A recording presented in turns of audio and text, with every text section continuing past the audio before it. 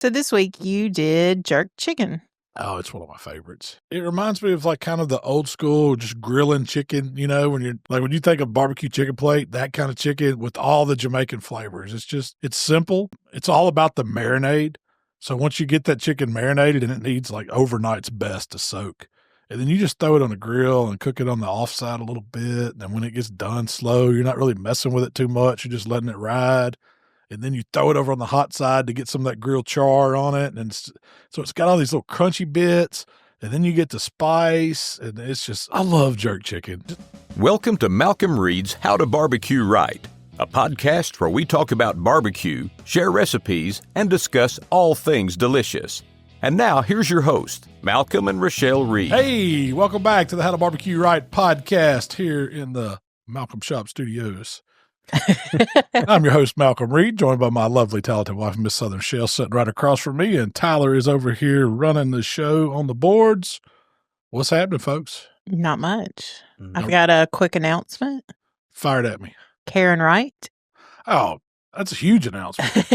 She is the SCA World Steak Grand Champion. Grand Champion of the SCA, the World Champion Steak Cooker. Yeah, the World Champion. And we know her.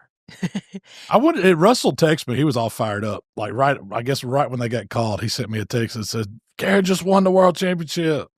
That's a huge deal. Dude, that's so big. I was like, that's awesome. And they're all three. Like Riley, the steak princess, she's a heck of a cook. Russell is awesome. And then Karen, I think she just does it so she can whoop Russell. Shout out to Karen. Man, congrats. And it was a perfect score. I know. I saw that. That's amazing. So congratulations, Karen Wright. They've been working on Right on cue. Right on cue. Our friends from Georgia. I need to get Karen over here to cook us the world champion steak. I know. I want to try it. Come over and cook a steak for us. I've been trying to get Russell to find a time for him to come over and do some Georgia Brunswick stew style. But now I got an excuse for a steak. Yeah. A world champion steak. So here in the office, we just wrapped up our mac and cheese contest. Yeah, I'm never judging again. That was the dumbest thing. I don't know who come up with the idea for us to judge it. God, you ever tried 12 mac and cheeses. You got to try all of them. You ever tried to eat 12 different mac and cheeses? And it sounds easy. You're like, oh yeah, I can do that. No, they were so good.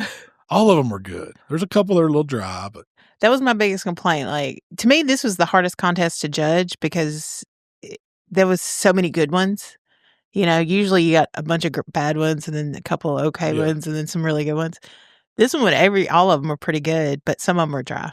That was the only thing. And it makes it tough because we don't have an oven here. So everybody was trying to cook their mac and cheese casserole on a smoker outside.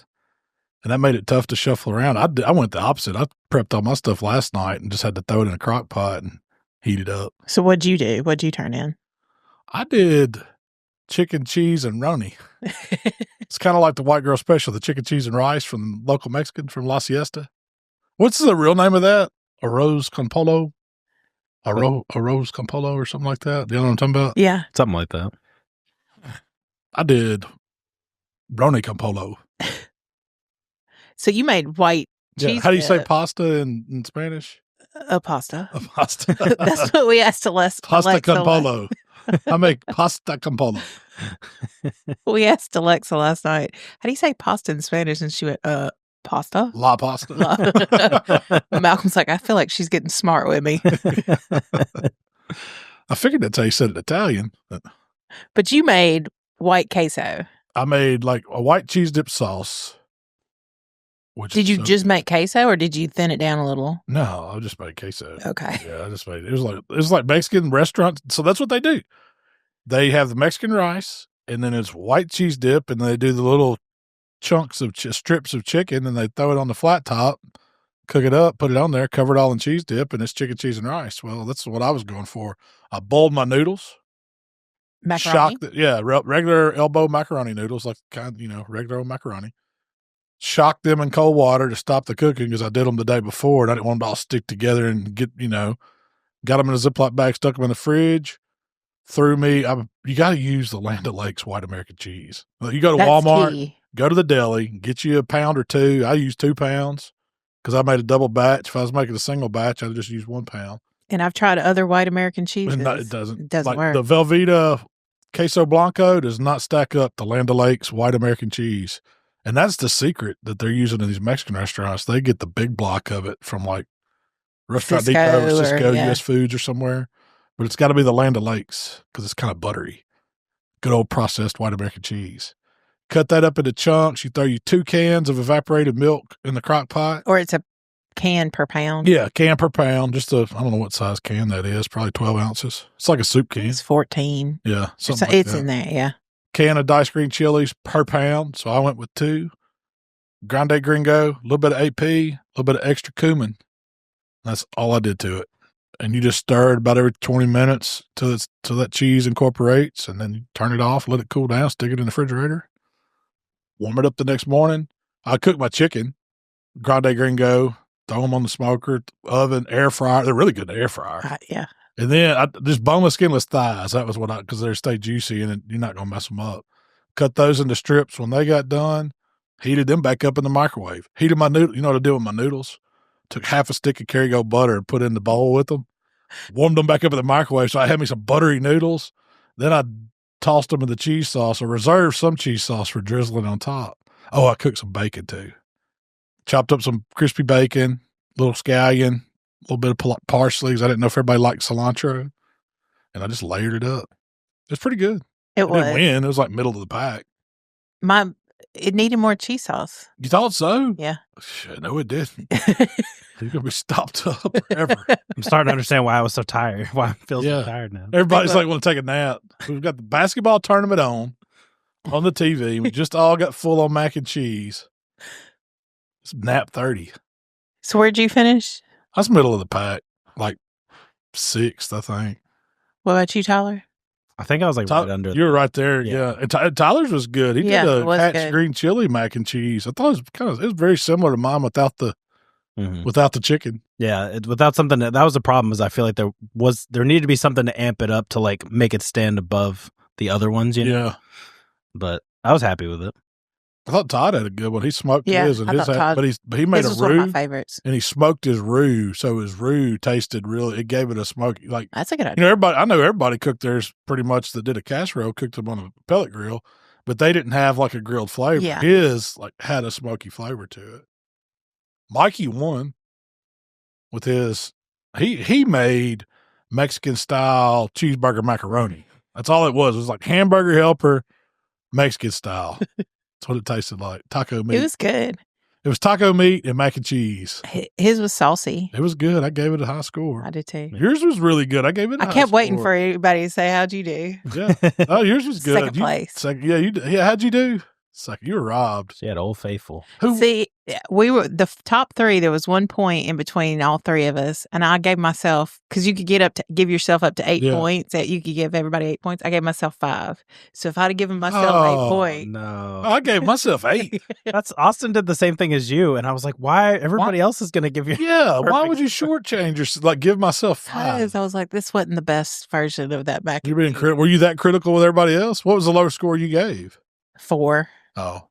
I don't think I gave anything lower than a 6. Yeah, I gave a couple 4s. I feel bad now. Wow, what'd you give? I gave some 2s. A couple of them. Y'all are hard, man.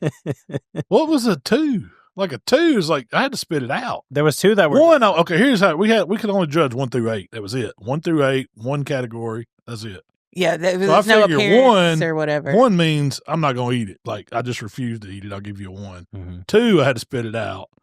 3, I swallowed it, but I won't get a second bite. 4, I don't even know what I'd say for 4. 4, 5, 6 is about as low as I'd give somebody. If I could swallow it, you're probably going to get a 6. If I'd take a second bite. I say you're a high scorer. Yeah. I gave multiple perfect scores. I gave a couple perfect scores. I'm going to tell you, Will made one. I think he was 3rd. And I thought this was excellent. It was a buffalo chicken mac and cheese. And it was dang good. It was essentially like buffalo chicken dip turned into macaroni cheese. Yes. And his was saucy too. Isn't that a great idea? Yeah. But we had some good ones. I mean, the only ones that scored low to me were the ones that dry. Yeah. And it's so hard. So I know Jamie, he cooked his before he came in that morning. Well, he showed up, I don't know, it's probably about 9:00. We didn't judge till 12. I said, how you keeping it warm? I said, oh, it's out in the truck. I was like, well, you lost. Yeah. You know, you're going to have 4 hour, 3-hour-old mac and cheese. I'm sure it was good when you took it out of the oven. Yeah. But with mac and cheese, it absorbs so much of that moisture in it. It's just going to get dry. It's a noodle to cheese ratio. Yeah. That's what, Mart was going to boil two pounds of noodles for his. And I said, man, you don't need that much cheese. We're just making a half pan. I was like, that's going to be way too much noodles. He said, no, you think it will? I said, yeah, you need a gallon of sauce to go with 2 pounds of noodles. I said, Shell uses a half a pound and makes a huge one, but yours stays the right consistency. It's got that cheesy sauce in it. It's more of a cheese sauce with noodles. Yeah. Yours is more cheese with macaroni or Mine's something. more casserole for sure. Yeah. But it's really good. Yours was textbook. It's so simple too. Is that the old recipe that we do on Smoker? Same thing? Yeah. Old Faithful. Yeah. I know this. You were cooking in the kitchen for an hour before I went in there. And then I went in there and started cooking mine, and I got done before you. Did. Yeah, but yours took way longer to cook than mine did. Yeah, but I'm not Mine was completely done. All I had to do was really assemble. I didn't have to cook anything today. You had to cook yours. And yeah, but I'm not standing over the stove cooking it. I just popped it on the What makes yours so good? The blue plate? It is. It's the blue plate. How many people do you think put blue plate mayonnaise in macaroni and cheese? I imagine very few. Yeah. I didn't put it in mine, in my Mexican style one. It probably would have, it may have got me from like 6 to the top 3 if I'd have added some mayonnaise. Just some good old blue. It gives it like a little zip. Mm-hmm. It gives it a little tanginess. You don't expect it? And it's not like you try it and say, oh, there's mayonnaise in this. Mm-mm. No, you never know. Yeah, it's just 1 cup in a whole big casserole. So, but it has sour cream, cream of chicken, or cream of some kind of mushroom soup. Basically, it's cream of chicken soup. Well, you could use any cream of soup. And then I put 4 blocks of shredded cheese in there. What is that, 8 ounces? So 4 times 8. That's a lot of cheese. It's a lot of cheese. And you get it melty. You put I use 2 pounds, you use 2 pounds. You essentially use the cream of as your roux to make the roux. And then you mix that melted cheese with a cup of sour cream, cup of mayonnaise, and I put about a tablespoon of AP, and I put 2 tablespoons of hot sauce this time, and I thought it only needed 1. And the hot sauce is not to give it heat; it gives it vinegar, like a acidity balance. Yes, it helps balance out the richness of all the cheese. And then I just toss that with the noodles. Add 1 cup of noodles to all that cheese. Pretty much. You want to look at it and be like, there's not enough noodles in this. Yep. Because it's going to bake and absorb. And you use the big noodle too. It's like a bigger. I like that. You don't like that, so I never use it. Smaller elbow. But I like the big noodles. I feel like the cheese gets inside the little noodles. I like Tyler's approach. He went cavatappi. Yeah. I love cavatappi. It's one of my favorite, like for a pasta salad, cavatappi makes an excellent pasta salad. See, mine was a little different. I did the, I think I pronounced this right, bechamel sauce. Mm-hmm. Yeah. And then added in like Vermont white cheddar cheese. I put, the recipe called for Asiago, but I'm not a big Asiago guy. I like Romano cheese. I think it has a stouter flavor. And then you just fire roast the poblano peppers over fire. And then you kind of tear off the blisters and chop those up, put it in there.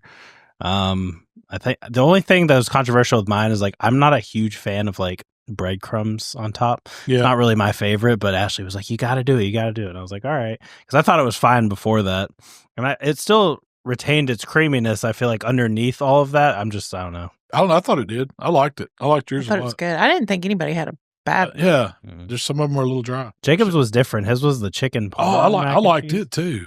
It was red sauce, right? Mm-hmm. Yeah, that was one of my favorites. It was really good. He did like, I thought that was a cool way to do it. He did like the dry pan elbow macaroni, put his cheese and stuff in there, stuck it on the pit.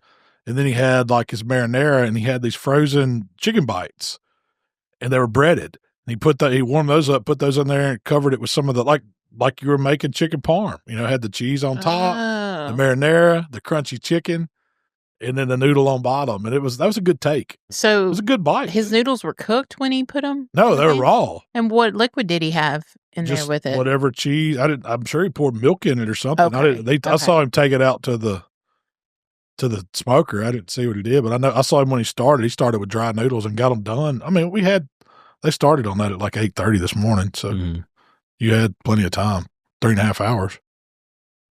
They were really good. Austin's was good. Mm-hmm. He did a Philly cheesesteak mac and cheese. It reminded me of like really like souped up like stroganoff. Like that's the texture I got from it too. I was like, tastes like my mom's beef stroganoff. You know, it kind of had that sour creamy or whatever sauce they used for stroganoff. It was really good though. Yeah, but all in all, they were all good. Cheyenne did a macaroni and cheese pie. Yeah. I thought that was a good take. Hers just needed a cheese sauce over the top. Yeah, it was because it absorbed it. The pie crust, did she make that pie crust? Yeah. It was really good. It was like so the flaky crust. and light. Yeah. I want that with a tomato pie. I want her to make a tomato pie and see how it is. I bet she could make a good one. Anyway, don't judge a macaroni and cheese contest and then have to go back to work. No, you need to go take a nap or go for a walk or something. I'm miserable. Sitting here. Talk about food. Talking about food, yeah. So this week you did jerk chicken. Oh, it's one of my favorites. I love jerk chicken. It's like, it reminds me of like kind of the old school, just grilling chicken, you know, when you think of barbecue chicken plate, that kind of chicken with all the Jamaican flavors. It's simple. It's all about the marinade.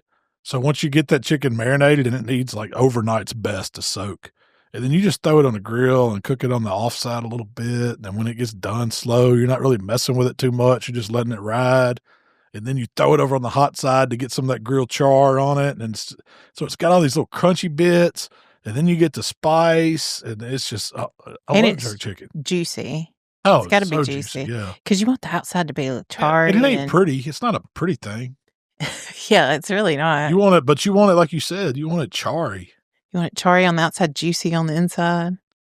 Yeah, you've been cooking jerk chicken for a while. Yeah, ever since we got married. And we went to Jamaica on a honeymoon and I fell in love with it. You and jerk chicken. Well, that's...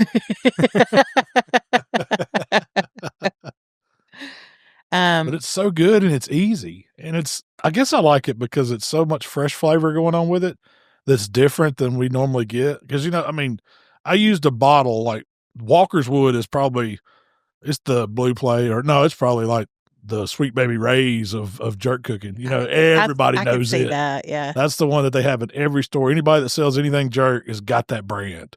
And Walker's Wood. It's in the airport. I mean, it's everywhere. Yeah.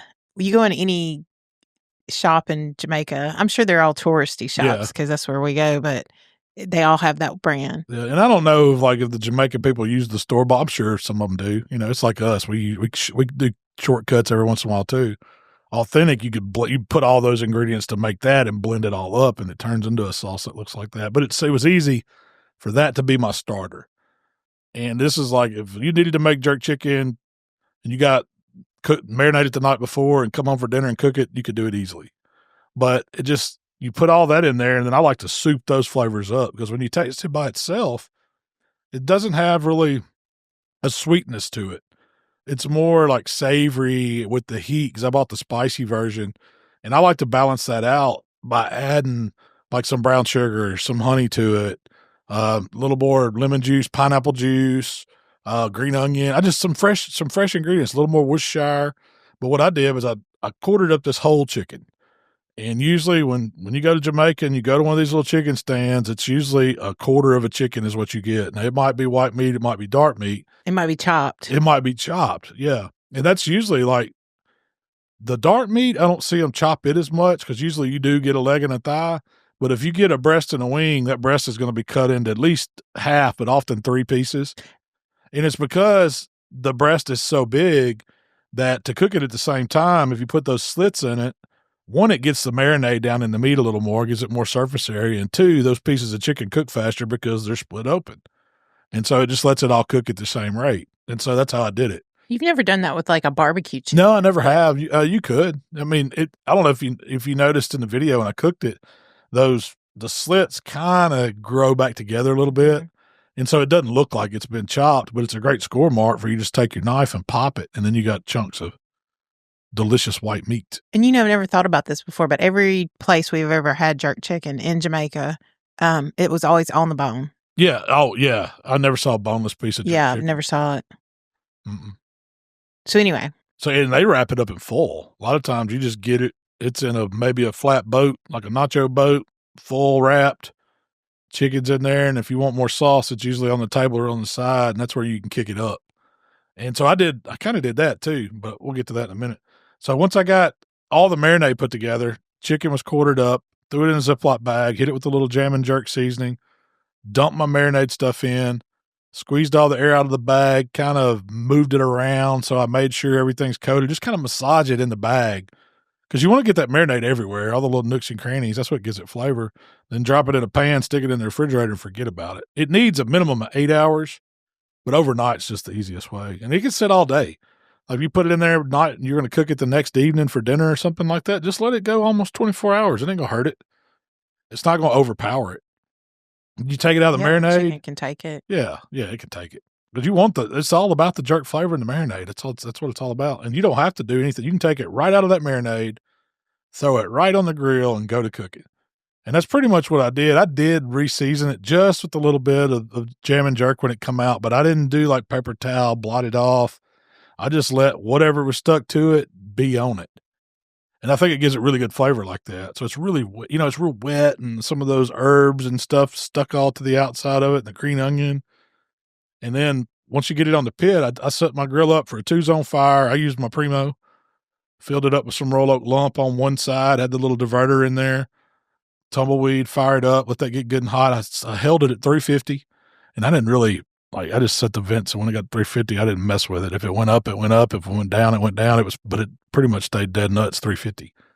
And then my chicken went on the cool side or the non-direct, the indirect side. And I didn't stick a probe in it, nothing. I just let it rock. I knew chicken typically takes, about an hour or so. That's about the cook time. So 30 minutes, we looked at it. If something needed moving, I'd move it around to get it away. Like one leg quarter, I just turned a little bit. The rest of it I didn't touch. Come back in about 15 more minutes. Just by looking at it, it already had really good color. And then, so the legs were getting about 168, 170. The breast was about 158. They were almost to where I wanted them. And so then I just opened the grill, left the grill open, and I wanted to make me a little jerk dipping sauce. And I've never seen this sauce in Jamaica. They always have like a really hot tableside jerk sauce, or they'll say they have a mild sauce that looks similar to that. Yeah, but I don't think they use the butter.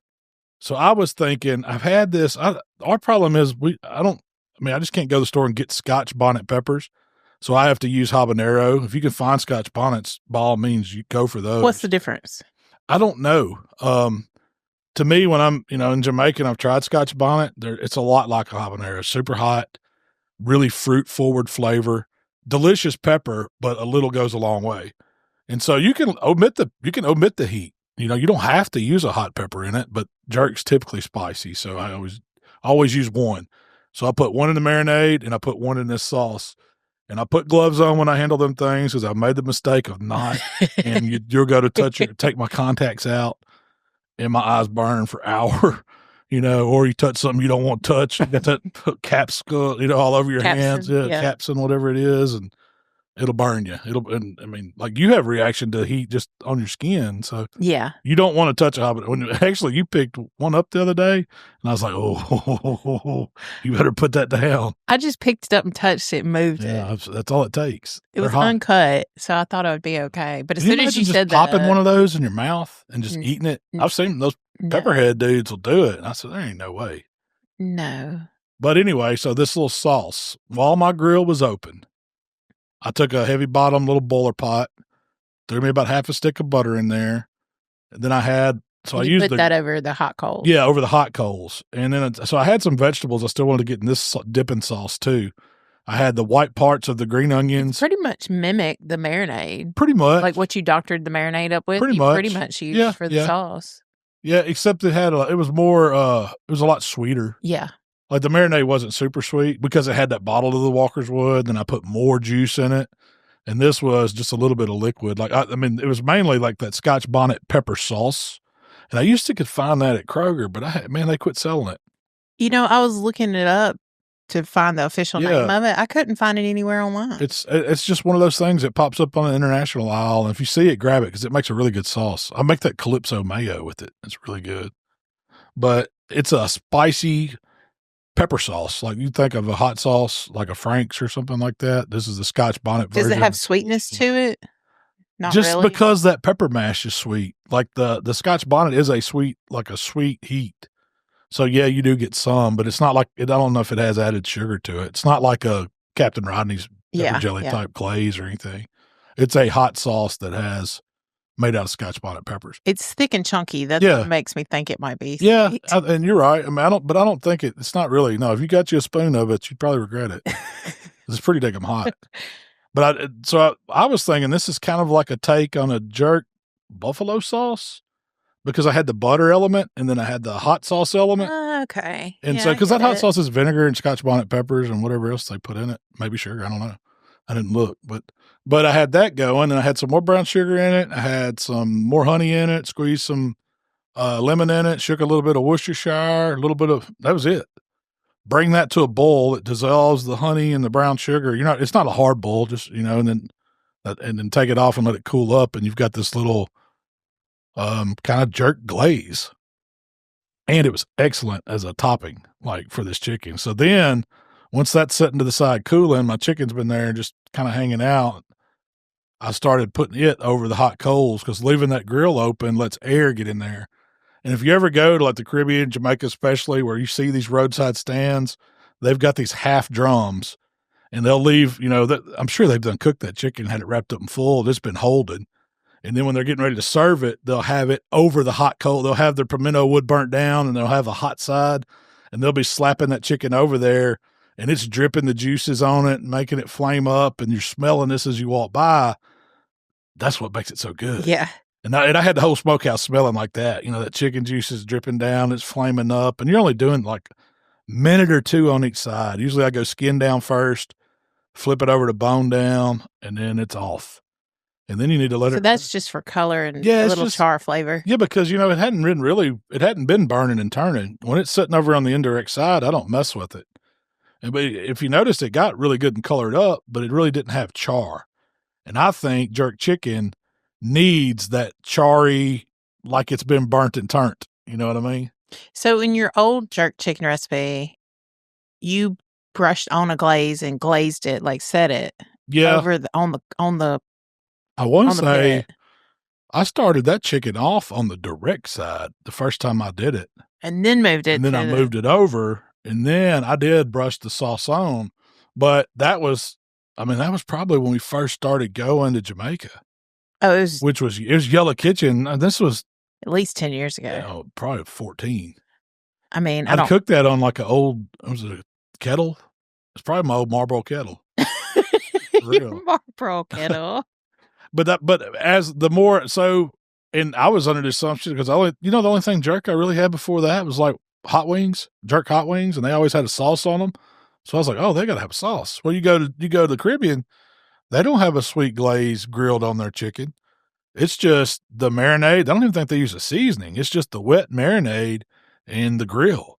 And so that's kind of what I was going for on this one. And then I had my sauce on the side if you wanted that, because that's the way I've had it over there. It's like there's always a squeeze bottle or a little jar or something.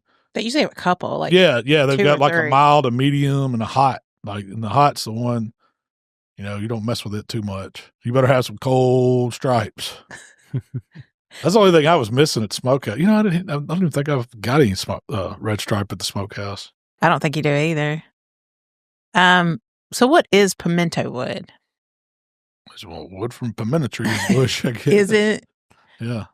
Is it a bush? I don't know. Okay. I mean, I had never had anybody point out that's a pimento tree to me. I had never researched it. I just know that I've never seen it. I thought you might. Anytime I've ever cooked it, people are like, yeah, it's not real jerk. You didn't use pimento wood. It's like, I know. I don't have none growing in my yard. It's also known as allspice wood, which comes from the pimento tree native to Jamaica. Okay. That's probably why I don't have any. It's kind of a small tree. Looks like a fruit tree. Does it look like a bush or a shrub? That's kind of what I imagine. I imagine it looking kind of like a mesquite or something like that. I don't know what a mesquite looks like. It's just like a bushy, low grow, and they don't get up high like a oak tree. It's that's just kind of what it looks like. Yeah. But I've never cooked with pimento wood. I mean, I've never seen it for sale. I mean, I've never went out trying to, search it out either. I'm sure there's probably Amazon. You can probably find it on Amazon. Could you cook jerk chicken on like a pellet grill, or do you need that fire? No, you could do it. It's like you can cook it on anything. Are you going to get that charring effect? It really depends on your pellet grill. Some of them have the little trap door that you can slide to get to the pot and you can char over it. Some of them, like I know mine, the up towards the front and out towards the sides, wherever the heat comes around the diverter that's in the grill or your hot spots. And if you've got that thing running 350, it's got a pretty good flame going. So you can put your food out there towards those edges and get some char on it. So yeah, you could definitely do it. I started thinking about... I think over the coals is the best, like over burned down coals. I mean, that's going to be the best flavor. It'd be really good on the crank it up Santa Maria style, because you could start it up high and get it where you wanted and then move it down as you wanted and really hammer it with some heat to char at the end just to burn and turn. And the whole time it's dripping. And the whole time, and it's out in the open cook. Oh, that's such a good idea. Oh, we should have done that. I do that. I'm going to have to do that now. I'll have to do that. So I started thinking, I was like, Malcom really likes jerk. I went and looked and saw what other jerk recipes you got out there. You got jerk wings, no surprise there. You got a jerk burger. It's one of my favorite burgers you've ever cooked. The Jerkmon. The Jerkmon, yeah. It's a great burger. That's a good burger to try. You did a jerk chicken sandwich not too long ago. Mm-hmm. You've done jerk pork chops. Mm-hmm. Those were good. Yeah. I always thought that recipe should have been more popular. Yeah. I don't know. I guess jerk's an acquired taste. I don't know. You've done jerk pork belly bites. Those were phenomenal. Jerk shrimp and jerk spare ribs. Yeah. Those jerk ribs were good. Yeah, that was in Yellow Kitchen Days recipe too. I've never done jerk turkey. I wonder if that's a thing. Surely you can jerk turkey. Why couldn't you? It's I bet jerk chicken. I bet turkey legs would be better. Yeah, I don't know. I bet a jerk breast would be good too. Would you still separate it like you did the chicken? Probably would. Cut it into chunks, or either. See, like when I did jerk pork before. I don't know if you said that. I remember doing jerk pork. Oh yeah, I forgot about that one. It was like big, thicker sliced pork steaks, and I cut them up into chunks. So you could take that turkey breast and cut it up into chunks, or put the slits in it, marinate it, do it the same way. Because you really served it in like a hollowed out pineapple. Mm-hmm. Heck yeah. Yep. I'm looking at it right now. What'd I call that? You basically took pork steaks. You called it jerk pork. Yeah. You basically took pork steaks, cooked them, and then served them with a mango salsa. It wasn't a slaw. It was like a salsa thing I made. Pineapple mango. Chutney kind of thing. That was really good. It looked cool too. You still have the pictures of that? Yeah, I'm looking at them right now. Doesn't it look good? Yeah. But jerk's good. So, when my mom comes to town, I cook her food and send it with her. Usually I cook her a lot of chicken. Vacuum seal it, put it in the freezer. She takes it home. It just makes her life a little easier. She don't like to cook, whatever. So this time I made her a bunch of different flavors of chicken breasts. And one of them I did was the jerk. Oh, but she hated it, didn't she? I have no idea. Yeah. I didn't write jerk on the little package. Spice. But it wasn't spicy. I used jam and jerk. Yeah, it's not hot. It's not too hot. But it does have the, it's allspice kind of that, and stuff. Yeah, I keep waiting on her to call me and say, what did you do? What is this? Don't do that one again. She might have liked it. She might have liked it. I was going to slide that see what she thought. Because I did one that's like, King Crawl. She loves that one. I did one that was Italian Stallion. That one's always good. And then slid her in some jerk. See what she jerk. I wonder if she's has tried it yet. Well, this is a great time for us to take a quick commercial, pay some bills. All right. The How to Barbecue Right podcast is brought to you by our friends at Primo Grills. Shell, did you know that Primo is the only ceramic grill made right here in the good old USA? What? Are you telling me that Primo Grills are proudly crafted here in the USA, ensuring top-notch quality and support for local craftsmanship? I sure am. Plus, Primo Grill not only delivers mouth-watering flavor, but because of their innovative oval design and superior ceramic construction, Primo Grills also gives you a ton of cooking versatility. Whether you're smoking low and slow or searing a steak to perfection, Primo Grills gives you the consistent heat distribution for mouth-watering results every time. What she said, y'all. Y'all visit PrimoGrill.com and check them out. You want a little Shell's Learning Corner? Absolutely. I love to learn something. That's what it's all about. So, I don't know if you'd call this learning corner, but it's a great tip. I saw it on TikTok. Okay. The best Cheez-Its. When you pick up the Cheez-Its box, look at the serial number and find a box that the serial number starts with a K. Because that means they were made in the Kansas City factory. And supposedly the Kansas City factory makes the best Cheez-Its. Why is that? I have no idea. It's like they got a better formula or something? I don't know, but I thought that was a great tip. I don't know about that. We got to test that out. We'll have to test that one. Okay, next time y'all go to the stores, we'll look see if you can find a K one first. That's crazy. Anybody out there tries that? Y'all put that to the test. Does it go for like the little packs too, or is it just got to be the box? I have no idea. And which box? Like the family box? I think it's going to be the box. But the K designate the first letter serial number. Find the serial number, and if it's got a K on it, those are supposed to be made in the best Cheez-It manufacturing plant. How many Cheez-It manufacturing plants? I don't know. I mean, it's a popular snack. Yeah, kids now love I'm them. sitting here trying to think if I've ever had like Cheez-Its twice and not really thought it tasted the same times, you know? The only ones I don't like are those old burn up ones. So they call them extra toasty. Yeah, those are just the way they found them for the mess up. Yeah. What plant do you think they did those in? Memphis or somewhere? It's like the Captain Crunch oops all berry. Yeah. We messed up, burnt the Cheez-Its. Let's box them up and sell them. But anyway. Do you like Cheez-Its or Goldfish? Do you have a preference? I'd probably go Cheez-Its over Goldfish. Does you? What about you? I like me some Goldfish now. I'll tell you what, I bought some vanilla cupcake Goldfish. Man, those things are good. What do they taste like? Vanilla cupcake. Really? Yeah. It's a sweet, yeah. It tastes like a cookie. Yeah. A vanilla cupcake cookie. Yeah. Can't be good for you. Oh, no, I'm sure terrible. Goldfish aren't. I've heard that They do have Cheez-Its a are baked like, one. Cheez-Its are like one of the worst things You can feed. you can feed. Yeah, you can eat. So I got another tip for you. I love America's Test Kitchen. They have like a TikTok page. They have all this stuff. They give great tips and they do a bunch of like testing different products and equipment and stuff. But they said to store asparagus, when you get it home from the grocery store, trim the ends and drop it in sugar water. 1 cup of water to 4 teaspoons of sugar and store it in the fridge. Because when asparagus is first harvested, it's got this really nice, mild sweetness to it. But as soon as they harvest it and chop it, because of asparagus' high metabolism, it continues to consume its own sugar. So that once you get it, it's bland. So if you want it to have more flavor and have the original asparagus flavor, you need to store it in sugar water in your fridge. Does it add more calories to it? Like, are they sucking up the sugar and you're eating the sugar? I don't know. I mean, I care. That's what I'm saying. Oh, do we count calories now? That sounds pretty good. I like asparagus. So is it it's one of the vegetables, like you could take those trimmings and put them back to the ground and it'll grow, right? Will it? I know like onion, there's a few vegetables that'll do that, keep on reproducing. I don't know. There's no bulb to it. I think there is. I think it will. Sprouts. It'll sprout.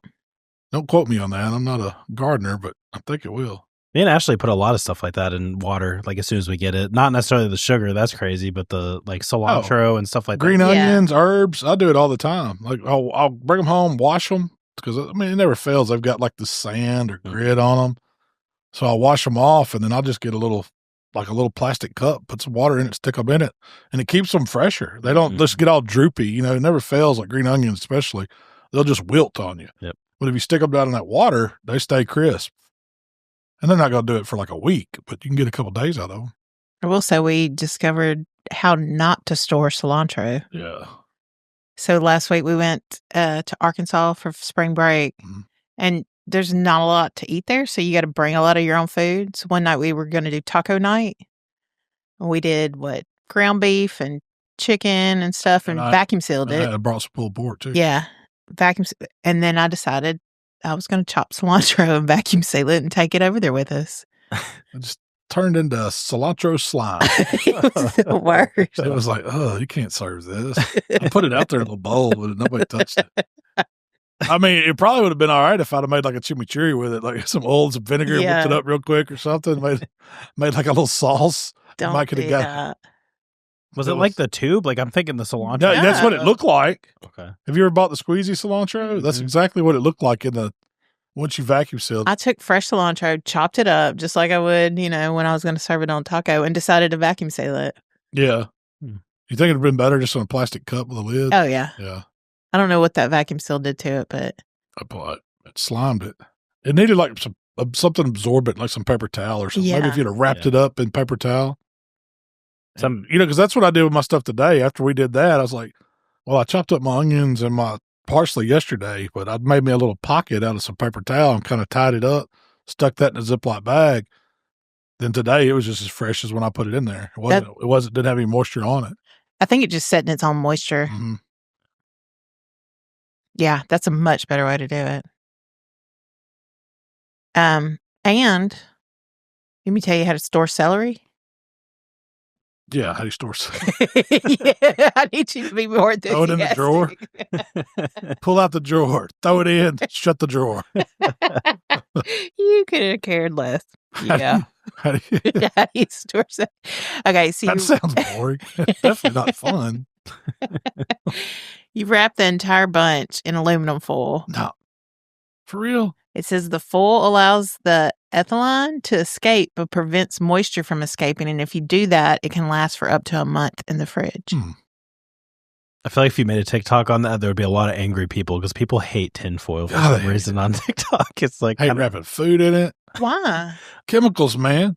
Yeah, that's what they all say is it's killing you. It's this, it's that. And I'm like, I use it all killing me. the time. Yeah. I mean, that's kind of the whole goal. You're not meant to live forever. The minute you take your first breath, thing's trying to kill you. The fool's mouth. Welcome to the animal world. Yeah. Every animal out there's something trying to kill. Southern Living just recently dropped the South's best barbecue joint in every state. Oh, I know they messed this up. Do you even want me to go through the list? Yeah, absolutely. I love these. I don't know where they find these people. First off, does it say how this was determined? I want to know. Okay, so how was this determined? So I have a thought on that too. So it was a reader poll. They asked their readers to do that. So I don't eliminate a lot of people. So I imagine there was a lot of make sure you go vote for us. Yeah. Mm-hmm. So it was fun. Alabama, Big Bob Gibson's. I agree with that. That's exactly what I expect. Arkansas's Wright's Barbecue. Where's Fayetteville? Really? Just outside the original location. I think they have a couple. I don't think I've ever been there. I hadn't either. Florida, Big John's Alabama Barbecue. Have you ever heard of that? Nope. I would have said it's probably Sonny's. It's Tampa. Really? Too. Yeah. It's close to Sonny. That's Sonny's backyard, ain't it? Mm-hmm. Georgia is Southern Soul. Don't know that one either. St. Simon's Island.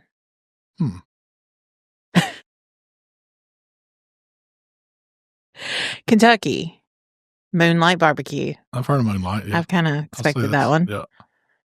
And that's in Owensboro. Louisiana's The Joint. Have you ever heard of that? It's in New Orleans. Louisiana don't have barbecue. I mean, there's some great barbecue cooks there, but they're not known for it. I've never gone to a barbecue spot in Louisiana. You don't think about it. Unless you're going down for Hogs for the Cause. It's like, what, There used to be a really good contest. What was that town it was in? I never got to Hammond. Hammond, yeah. They never would let us come cook it. That's not the home of Britney Spears, is it? No, that's Kennett. Kennett, okay. Or Kenner. Kentwood. Why do we just know that? That's where we always stop. So they have a big sign on the way down there. Home of Britney Spears. They may have took that down. I think they took it down. They took it down. Now it's just the chevron. Home of the chevron. Home of the chevron. Best boudin balls. Brittany got the boot for the boudin. That's Brittany. That's boudin. Maryland, which don't get me started on whether Maryland's a southern state or not. Blue Pit Barbecue and Whiskey Bar, and that's in Baltimore. What was Tennessee? Mississippi, The Shed. I'll go with that. I'll go along with that. Ocean Springs. I don't know. I mean, Memphis Barbecue is in Mississippi.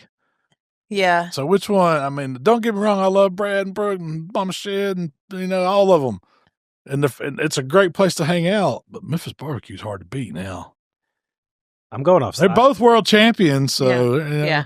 I think I'm going off sides, and the Shed in my head has them beat just because I love like their loaded baked potato salad and their mac and cheese. Oh, the Shed side? Yeah. Yeah, the Shed sides are excellent. Salad. Yeah, but they don't have barbecue spaghetti. Also, They don't have the cheese fritters. Do they do the pork rinds? I would have to go with the Memphis. Do they have a barbecue. peacemaker? Yeah. Memphis barbecue hard to beat. All right, so Memphis barbecue's up here. Yeah. Tip of the sip. Tip of the sip. And The that's Shed's all the way down here. Boot Hill. Is there anything in between? Yeah. Good too. In Mississippi? Yeah. Yeah, I mean, there's some good spots. Missouri. Arthur Bryant's barbecue. That's not the best in Missouri. That's in Kansas City. It's okay. It's old school. North Carolina, Lexington barbecue. In Lexington. Yeah. I don't like that either. Huh? And Skylight in North Carolina. That's a good. I thought so, yeah. Oklahoma Joe's. Yeah, Joe's is dang good. That one is really good. Yeah, but you got Clark's there now too. That's good. South Carolina, Lewis barbecue. That's good. Real good. Tennessee, you want to take a guess? It better not be Rendezvous. It better not be Corky's. Charlie Vego's. No, it Rendezvous, wasn't. Yeah. No. Oh, they never been to Payne's. They never been to Barbecue Shop. They never been to Central. They never been to Tops. I mean, Rendezvous good. Don't get me wrong. They've got some of the best Cozy sausage Corner? chicken. Yeah, Cozy Corner. Cozy Cozy Corner. Corner. Yeah. I mean, this is just in Memphis, I'm thinking. I mean, God, no, there's no way. And then there's a bunch out. The more you go, like in between Memphis and Nashville, there's Yeah. a bunch of little places in there. I don't agree with that. Texas, Best sausage and cheese plate. they have a cool atmosphere. I mean, it is an awesome place. Don't get me wrong. If you come to Memphis, it's one you need to go to. But don't be thinking you're fixing to get some, the best barbecue, yeah, in Tennessee. Texas, Franklin. Yeah, I'll go. You can't just put Flax one into. is- Yeah, yeah. you can't just do one. Virginia, It's like Pierce's Ernest's Pit. places, burnt beans, amazing. What'd you say? Virginia, Pierce's Pit Barbecue. I don't know that. West Virginia's Rollin' Smoke. In Charleston, that's it. Everybody's got opinions. I sure do. There's so many good ones out there. It's hard to put a list on them. I mean, it's almost like is. you need to do top 10 of every state Yeah. And instead of just doing the top. But and the thing with me is barbecue restaurants, you might go one day and have good barbecue and go the next 2 days later and have excellent barbecue. That's just the nature of barbecue. what was Arizona? It was Southern. Oh, it was Southern. I think they all excel in different things too. Like, Yeah, I'm gonna go somewhere. If I'm going wings, I'm going to Central. If Yeah. I want brisket, That's right. If I want sausage cheese, I'm going to Rendezvous. Yeah. If I want a barbecue sandwich, I'm probably going to Payne's. Mhm. Spaghetti, go to barbecue shop. Oh, yeah, it depends. They all have something that's unique and it's tough. I like them all. Have you ever been to a barbecue restaurant and we're like, This Yeah. sucks. Yes. I'm sure I have.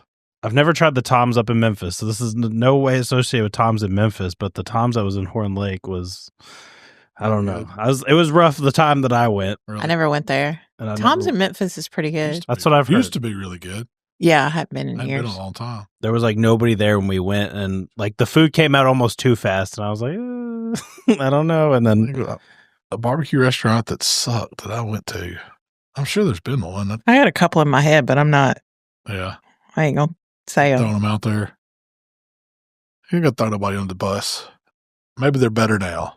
I think some of them are closed. I tell you, a good one in Mississippi is Letha's down in Hattiesburg. Ooh, that one's I've been excellent. sitting here ever since you said what's between the Shed and Memphis. I'm just trying to think of. Letha's is good. There's Pig and Pint. Is it Pig and Pint in Jackson? Richland? Yeah. what's the one in Batesville? Like Coleman's? over there by the Piggly Wiggly. I'm not. Dang. I don't know that one. I want to say it's like, I'm going to have to come back with that one next week because it's really, really good. Yeah, in Batesville, Mississippi? Mm-hmm. I'm pretty sure it's Batesville. I used to go a lot when I worked at Clark, and I'd go down there to the Piggly Wiggly to stock beer. It was like right in front of the Piggly Wiggly, and I would always get barbecue nachos, and they were so good. Oh, where would you go for barbecue nachos? Corky's is pretty good for barbecue nachos. I don't like their sauce. I go Central. Yeah, Central's got good. Central or Memphis Barbecue Company. Either if you're at the game, the Rendezvous ones are good. So good. That's my go-to. Any Grizzlies game, anything like that. See, I like Rendezvous sauce. I do like their sauce. It's a good sauce. Yeah. I think we're nacho junkies around here. I just happened to go to Sam's the other day and I bought like 3 cans because you never know. It doesn't go bad. Yeah. Michael's like, why do you have all this nacho cheese back here? Cinco de Mayo's coming up. Why not? That's what my Fallout shelf March Madness. We got 3 weeks of basketball. Nachos every week. And these weren't the little cans. These are the 10-pounders. Yeah, 5-pounders or whatever. They call them 10-something. 10. What's been happening in the community? There's been a lot of corned beef in the community in the past couple weeks. It would make sense. St. Patrick's Day. I didn't even think about St. Patrick's Day. It seems like it just felt weird. We were on spring break coming off of it. And it was on a Monday, and we had some storms come through on Saturday, and I wasn't into. It did. It felt off this year. My mom, I talked to her last night. She's like, "What'd you make for St. Patrick's Day?" I said, "I didn't make anything." I don't even remember what we ate. Probably HelloFresh. Is that what we had Monday night? Pork chop. Hoisin pork chop. Pork chop, rice, and carrots, I think. Was it carrots? Yeah. Green beans. Oh, yeah. The carrots was the other night. So I love this question in the community. James said, I bought some Nathan's Colossal dogs. Oh, what do you think? He was wanting everyone's favorite way to cook them. Typically, I would say Pellet Grill, $250 for an hour, halfway through. But you cooked some when we were in Arkansas. Oh, Tommy cooked those. Oh, he did. I just supplied them. Flat top, slow roll them. You line them juggers up like they're on a roller. You just use that big spatula and just give them a little quarter push every once in a while. Time you roll them all the way across that flat top. Best hot dog you've ever ate. So good. I thought it was better than the smoked ones we've been doing. Pair that with some of that sweet slaw from Superlow in South Haven. A little bit of mustard. Make a slaw dog. God, it's so good. So is that your favorite? He also asked, what's your favorite toppings? You can't put me in a corner like that. Chili dog, nacho dog. Yeah, it depends on what I'm in the mood for. Barbecue dog. Wrap that dog in bacon. That's a good one, too. You can slow roll those. A bacon wrap dog. How do you keep the bacon on? Sometimes it unravels. You just roll it. It's good, though. What's your favorite topping on a hot dog? It depends on where I am. I would say probably like raw onions if I'm at the ballpark, if they have it, with some relish and some mustard.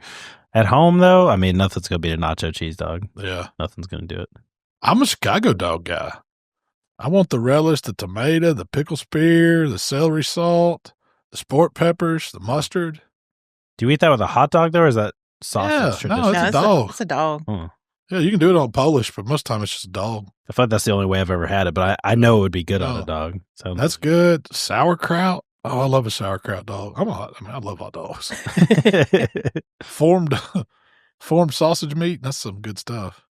Formed sausage meat. So Scott, he's got a 3-pound flat, brisket flat, and he's wondering if he could use the pellet grill method for it. Mm-hmm. Would cook times be the same? I never cooked a 3-pound flat, so I doubt it. I imagine it's going to cook a little faster. It's a little bit less mass, so I would put a probe in it. I'd cook it to color first and then wrap it up, or either just let it go and watch the internal temp and see what it does. I would think it would probably cook in about half the time that, normally a full-size flat weighs about 6 to 8 pounds. That's a big one, but it takes them, several hours. I would think he would get his done about 4 or 5, probably. That'd be my guess. On a pellet grill? On a pellet grill. 250 is what you're... I'd slow it out. I'd start it out low, like, 225. let it get some flavor and color on it. If you want to let it ride, you can extend that cook out. But what I have heard just talking to people and answering questions about cooking a smaller brisket is they'll tend to dry out on you when you try to slow them down too much. So you don't want that to happen. So I would just watch the internal temperature on it. It needs to cook till it's soft. It needs to be around a little over 200 degrees, and you need to rest it. So that's about the best way to do it. John, I want to cook several racks of ribs, but my pit only holds 4. How can I cook 2 batches of ribs, 1 pit, and hold them? I mean, you can hold them. Man, they'll hold. Ribs will hold. So you're saying cook 4 slabs, put it in a dry cooler? Cook another 4, yeah. Cook another 4? Take them out, glaze them again at the end, bring them back a little bit. They'll be fine. I mean, they do make, I don't know what kind of grill he's got, but they do make rib racks. You can stand them up, usually get a few more in there. Like Grilla makes this little, they call it a jerky rack, but it's really a rib rack or a chicken rack to me, or it works great for pizzas too. But it takes up just the same size as a regular shelf, but it's just got 4 layers of it, and they're close together, which is great for ribs, because you can put them in there side by side, and you can cook like 8 slabs in the space that you could probably only cook 3, just because it lets you get vertical. So it depends. It really depends on his grill. But if that's all you got, that's all you got, man. I'd run them. I'd run them, wrap the ones up, get them in a dry cooler. I wouldn't glaze them or anything. Once they got tender enough, I would just take them, put them in that cooler, cook my other ribs, and then when it got done, I'd glaze them all. I'd probably serve like a little muddy rib. And then the one batch is probably, the last batch will probably be a little better just because those held, but it's not going to be. I've cooked ribs and served them the next day at some events just because we had to cook so many. So it just depends. You got to do what you got to do. Yeah. Sometimes that hold is improves thing. It ain't going to hurt you. So have you ever used a rib rack? Like the one that keeps them standing up? Yeah, standing I've cooked on it before. They work. I mean, is it, I don't know. I'm not going to say it's bad. It's just, I mean. Do you have to rotate them halfway through? Sometimes you have to rotate them because the ones that are in the middle don't get as much space and color on them. So you can kind of take them and move them out. Once you get them wrapped, you can stack them up. And so you can, cook them all as long as you're rotating them out every once in a while. The ones on bottom are going to be a little hotter and, just need to take them and let them rotate down. But that'll work too. Could you get 4 racks, get them to the wrap stage, wrap them and hold them, and then get the other 4 wraps, get them to the wrap stage, wrap them and hold them, and then cook them together at that point forward? Or you wouldn't recommend that? I probably wouldn't do that because you're stopping them right when they're on the verge. And so all they're going to do is drop down temp, and then they're going to have to play catch back up, and you've already started that core temperature up. I don't think I would do that. I'd rather cook them all the way done, hold them then, cook the others, bring those back on, warm them back up, let them roll. That makes sense. You don't want to stop that fat rendering process. So Earl, he said that he just cooked his second turkey from frozen, no thaw out. I saw you could do those this year. What? There was one brand that was marketing it as that. Oh, really? From the freezer, it's already doctored up. Put it right on your oven. They were oven and cooking it. Cook it from froze to done. Does it? I'm guessing it increases the cook time. Yeah, probably about an hour or so. I mean, I know somebody's done it. You? Yeah. You've never done it frozen. Yeah, I have. When you're cooking a bunch of turkeys and you got some last minute orders, or people bring you one and want it cooked and they bring it to you froze and they need it, you throw that dude on there, it'll thaw out on the pit. Then you jerk the neck and the giblets and all that out and doctor it up. Keep on cooking. I've done it with ribs. I've done it with a lot of stuff. On the grill froze. You don't think that's a defrost? Heck yeah. That smoker will thaw it out. Is it the best? I wouldn't say that, but will it work? Yeah. It's not what you're going to do on Thanksgiving. No, it's not what I'm going to do. In a pinch, sometimes you got to get it cooked. I mean, I just take my ground beef if it's frozen and throw it right in the skillet. And let it thaw out. Let it defrost and cook. Flip it around, chop it up. Yeah. I'm not messing with microwave and defrosting it and stuff. Well, Malc, that's all I have for you today. There's no way that's it. Oh, did you see that sweet circa 1986 Rebel hat. I did. That was awesome. That was a find. I think that she found that on eBay.